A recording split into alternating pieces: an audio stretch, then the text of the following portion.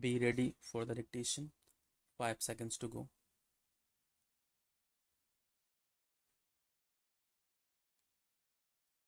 When I sit in court and decide matters, one of the things that strikes me is that technology is being used to circumvent the laws, to break the laws, to promote infringement.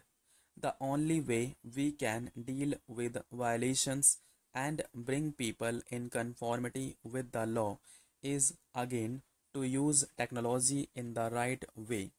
He further discussed that this technology can deal with the shortage of staff in the courts and can solve it.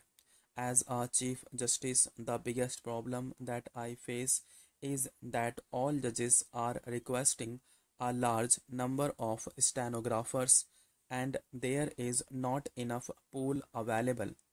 I think this will solve the problem to a large extent because once the speech to text facility is available, especially with regard to the recording of evidence by the joint registrars and by the district judiciary, this will ensure that quite a big pool of stenographers becomes available for other purposes. He also pointed towards the financial challenges and said, we require a lot more finances. Naturally, the state has its own priorities, so there is a bit of a tussle or there is a bit of an argument over it, and we have to resolve it.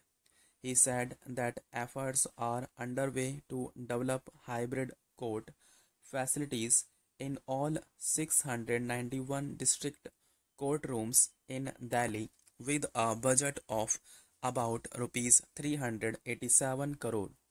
The 14 pilot projects are in the pipeline. This provision outlines the procedure and requirements that an authorized officer must follow when making a detention order for a known gunda or known rowdy under a specific section of the law.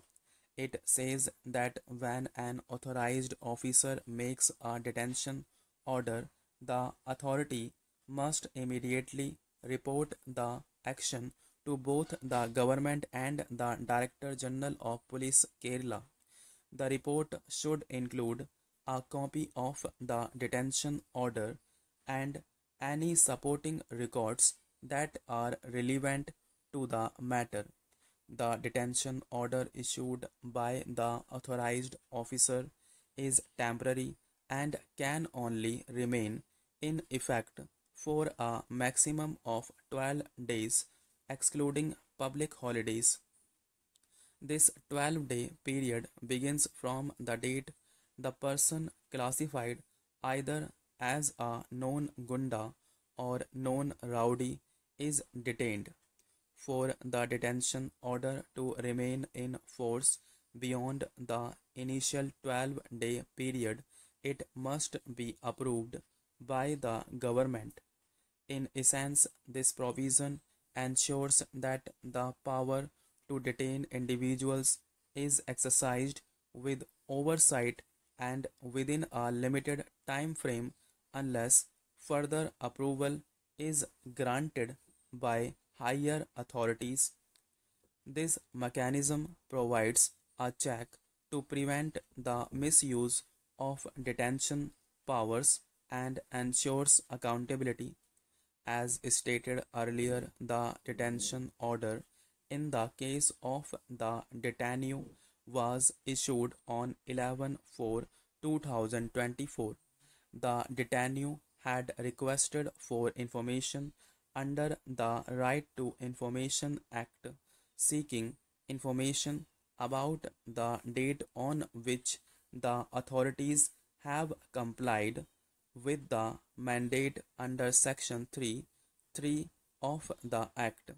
The detainee sought information on whether the orders and supporting records were forwarded to the government in compliance with the mandate under Section 3 of the Act and the date on which they were forwarded